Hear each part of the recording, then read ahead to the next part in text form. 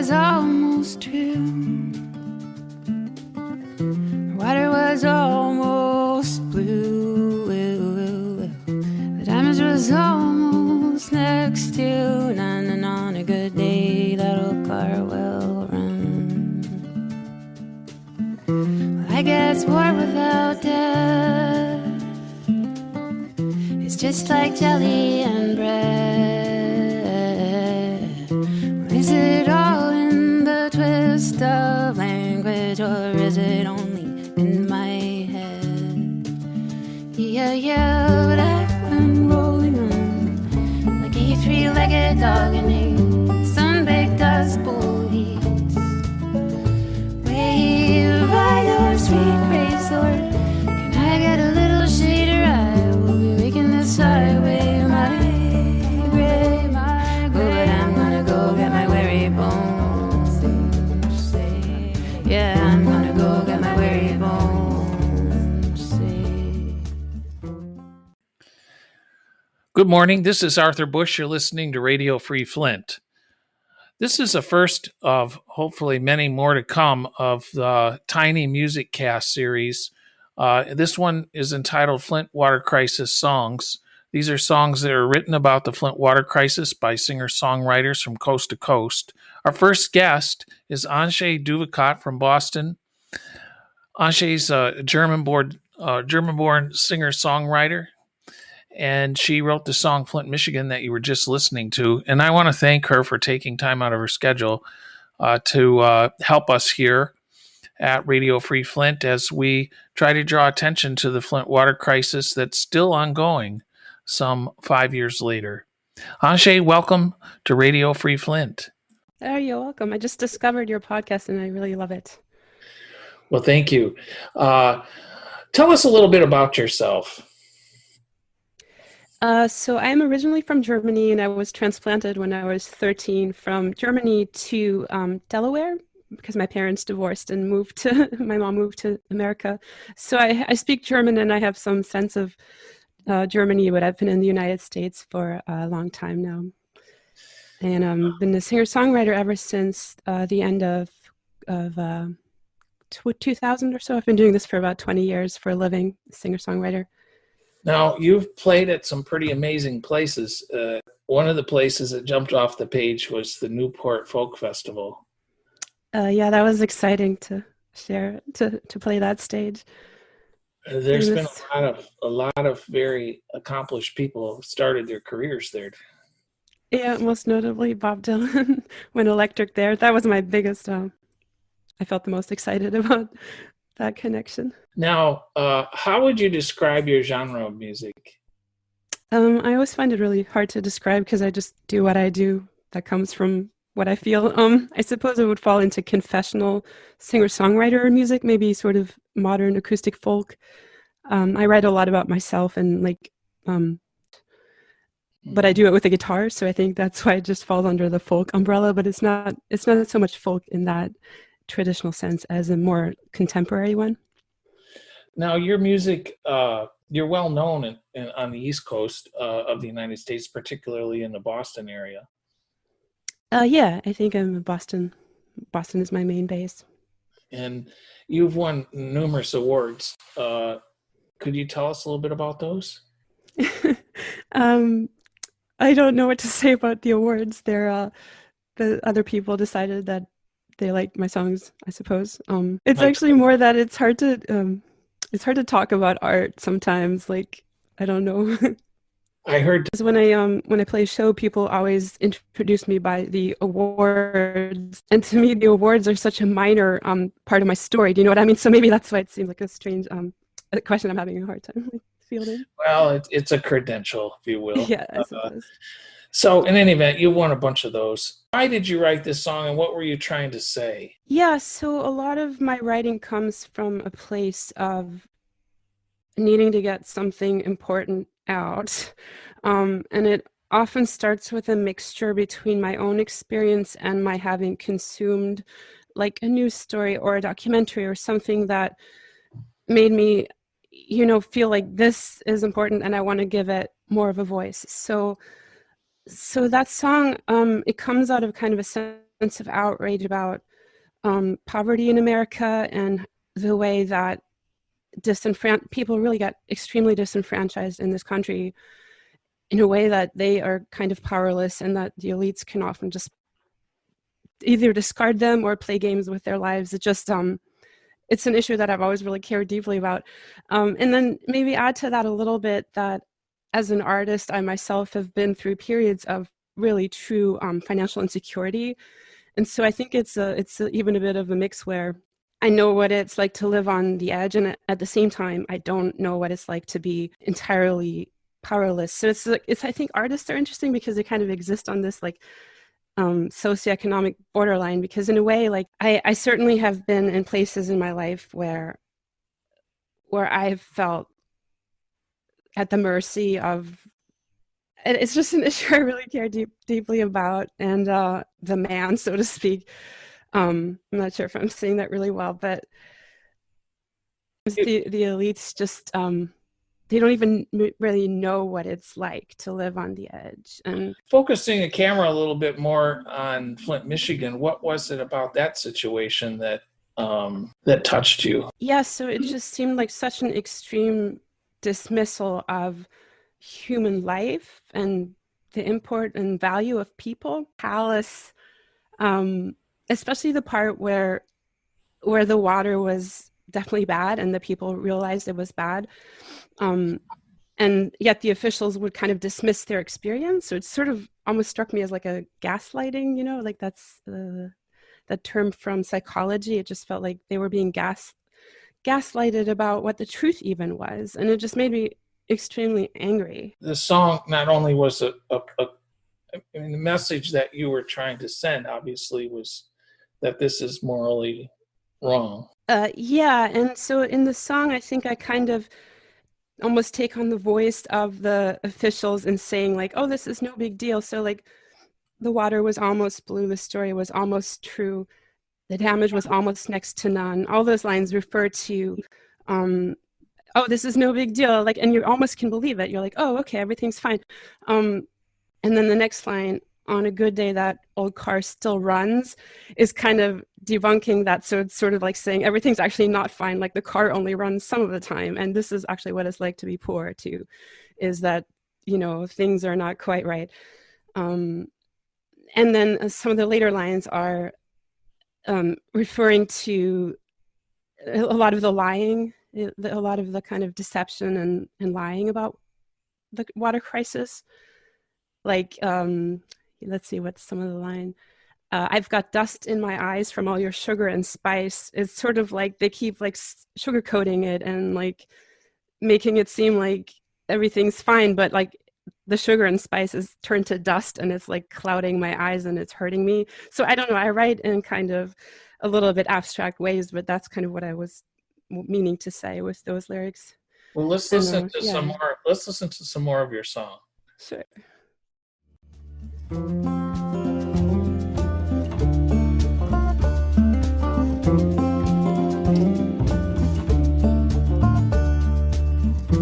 I got dust in my eyes from all your sugar and spice,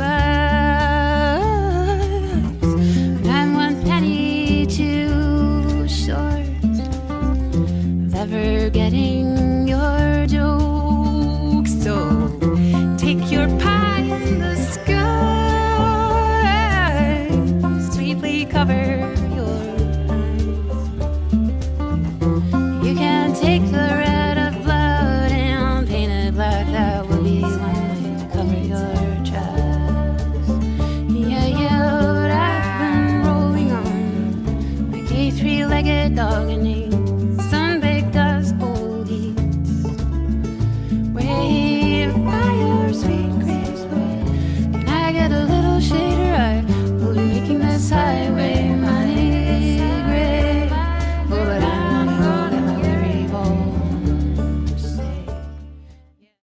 So you sing about the three-legged dog, which got my attention. I wasn't sure what that meant. Yeah, so like I said, I write in abstract ways to try to get at what something feels like.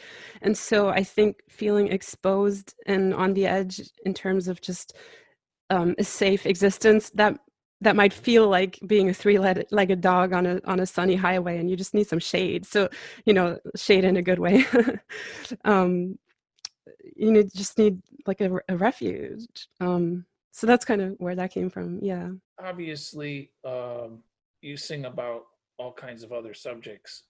I don't think I would never purport that I have a sort of a strong enough platform to be able to say I want to help. I don't know, but I would, from my heart, I would want to be able to help amplify their voices, because that is what songs are really for. Or, I mean, songs are for a lot of different things, actually. That's not true. But one of the uses for songs, I think, is to take a message that might be sort of unpalatable to people and then sneak it through into their awareness by sort of coding it in music, which is something that people like. And then by giving them something that's pleasant, you can sometimes really get them to listen, in ways that maybe they wouldn't otherwise. And so I do love when I'm able to use my music as a voice for, oftentimes for disenfranchised people in situations like Flint, where maybe people have just been happy to forget about their troubles, but then if they hear the song and they like the song, then it kind of is fresh on their mind again, and maybe will make them feel things too. That's the other beautiful thing about music. It opens you up in ways that maybe the news does not. I think music can be useful in that way. Well, so I would tell them that I would hope to be able to amplify their voices. Well, thank you very much. We appreciate all of your good thoughts and gestures toward the city of Flint and its people. And I look forward to meeting you again someday, Antje, and I wish you well. Thank you for visiting with us. You're welcome. Thanks. So I'd like to go out with the rest of our song. So here we go. This is a song called Flint, Michigan, which was written by German-born musician Antje Duvekot. Thank you very much. Bye-bye.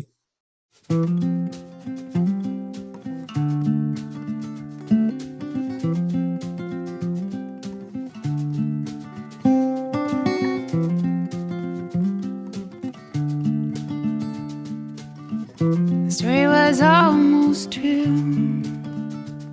The water was almost blue.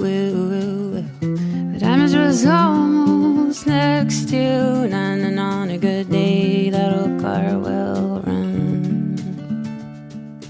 Well, I guess war without death, it's just like jelly and bread. Well, is it all in the twist of language, or is it only in my head? Yeah, but I've been rolling on like a three-legged dog in a sun-baked dust bowl heat. Wave by your sweet grace, Lord, can I get a little shade, or I will be making this highway my grave, my grave. Oh, but I'm gonna go get my weary bones. Yeah, I'm gonna go get my weary bones.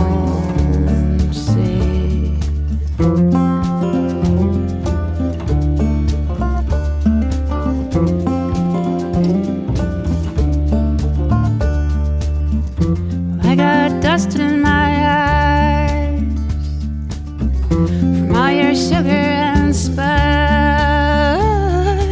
and I'm one penny too short of ever getting your joke. So take your pie in the sky, sweetly cover your You can't take the red of blood and paint it black. That would be one way to cover your tracks. Yeah, but I've been rolling on like a three-legged dog in a sun-baked dust bowl heat. Wave by your sweet grace, Lord, can I get a little shade, or I will be making this highway my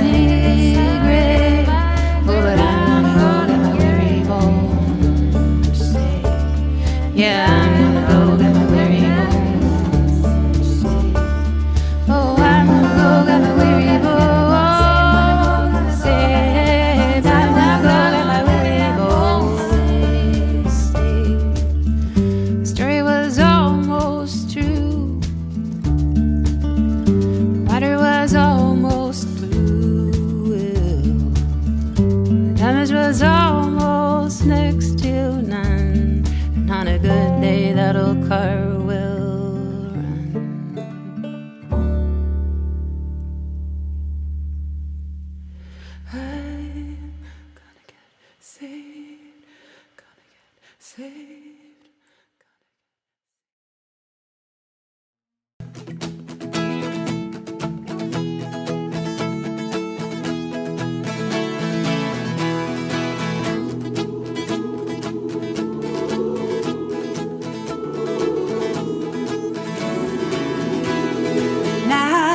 there's poison in our veins, poison in our veins, yes, poison in our veins. 12 by 6 feet underground, 6 feet underground, yes, 6 feet underground. You're listening to the song Water by Barb Barton of Lansing, Michigan, a singer-songwriter who has produced a movie about the Flint Water Crisis as well as this song.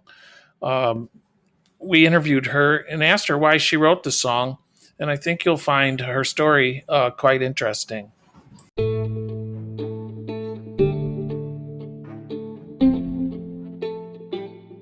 What was your inspiration for writing the song?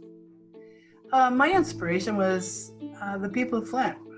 I worked at a water distribution site, volunteered at the St. Mary's Catholic Church, starting in January of 2016, and volunteered there for up until I think it was July when they closed it down because of the state pod had opened up nearby. But I was so moved by the people who came through to get water and supplies, developed a relationship with them really. And, I'd see them every weekend, or if I worked there during the week, and I paid attention and listened a lot to what they were saying to me. And the resiliency of those people really moved me, but also the heartbreak that they carried and feeling like they were being ignored by the state and really by everybody. It was heartbreaking. And so I got an idea to write a song about it. And what I did was basically use phrases that people had said to me as they came through the distribution site over those months. I really wanted to give them voice through the music. And I wrote the lyrics first. The melody came later, but I wanted the rhythm to be kind of a driving, repetitive, because that's what the water crisis was, the same thing every day, every day, every day. They had to go get water, they had to boil water, whatever. I wanted that repetitiveness, that mundane struggle that they were going through to come across. So that's how the song was born. And then once the song got born, did you write the song all at once, or did it come about over a period of time? It pretty much, I wrote it all at once. I think I went back, and tweaked the words here or there. But it pretty much came pretty quickly. And where were you when you wrote the song? Gosh, that's been more than 10 minutes ago, and I couldn't tell you. I was probably in my basement where I have all my guitars, where you see me right now. Oh, probably here. That's your thought room. At that time it was, yeah. And it could be anywhere. Did you record the song someplace? Yes, I did. I recorded it here. I had my engineer brought all his equipment here, and we recorded it here in my basement. The whole album was recorded here. So once the song got produced, what was its life after that?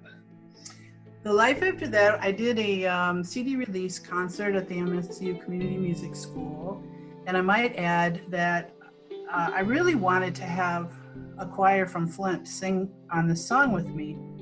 One of my coworkers' father is a choir director, and he had worked with choir directors in Flint before, and he suggested getting hold of Albert Strickland because Albert had a community choir called Chosen. He thought it would be a great pairing. So I got a hold of Albert, sent him the song. I said, this is going to be really weird. You guys do gospel music, and this is kind of a folk rock kind of song. And I don't know what it's going to sound like paired together, but I'd like to try it. And he agreed. So we went to Flint to one of the Baptist churches and recorded the choir there. And they came and sang at that CD release concert. And a week later, we That performed. was in East Lansing. Yep. And then a week later, we performed it in Flint at one of the churches I don't remember the name of it. It was kind of near St. Mary's Catholic Church. They were having their own concert and invited me to sing with them. Oh, okay. So it was amazing. Great. And then you've played it at different venues over time as well, right? Yes, I have. Anytime I'm doing a show, I play it, and it really moves people a lot. And it's also featured in my, documentary short. And it's really great. When I had it in the film festival up in Alpena, the Thunder Bay International Film Festival, I actually had some of the audience members write to me and tell me that they wanted to do a water drive for Flint, and how do they do that? And that meant everything. It meant that the song had inspired someone enough that they were actually going to try to do something to help. The whole goal of the song was to keep the water crisis and the people of Flint in folks' minds, because the news cycle goes like this.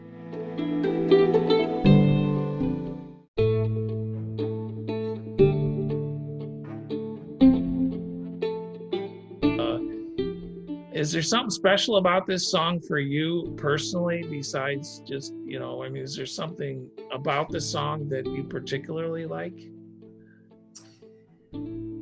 I like the rhythm of it a lot. And I also like the feeling of connection that it keeps within me to the people that I met in Flint and was able to provide some support to during my time volunteering.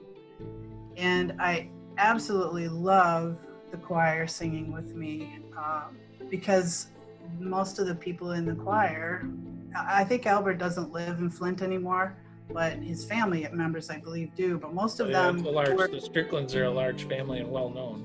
Yeah, and all of those folks lived and are living with that crisis. And so to hear them singing, "Now There's Poison in Our Veins," one of some of the lyrics to the song, it just really moves me. And so that's probably more than one thing I like about the song, but definitely it keeps me connected to my time there, and the people there, they're still in my heart,